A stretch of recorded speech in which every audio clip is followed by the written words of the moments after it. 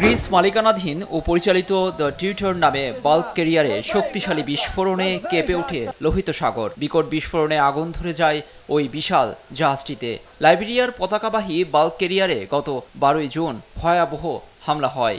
ডুবে যাওয়া জাহাজটির শনিবার ভিডিও প্রকাশ করে দায় স্বীকার করেছে ইয়েমেনের সশস্ত্র বিদ্রোহী গোষ্ঠী হুতির মুখপাত্র ইয়াহিয়া সারে।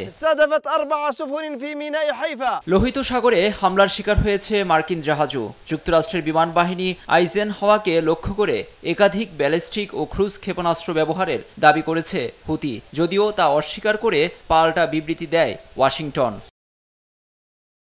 ইসরায়েলের উত্তর হাইফা বন্দরেও 4টি জাহাজ লক্ষ্য করে যৌথ সামরিক অভিযান পরিচালনা করেছে ইরান ও হিজবুল্লাহ সমর্থিত এই গোষ্ঠীটি।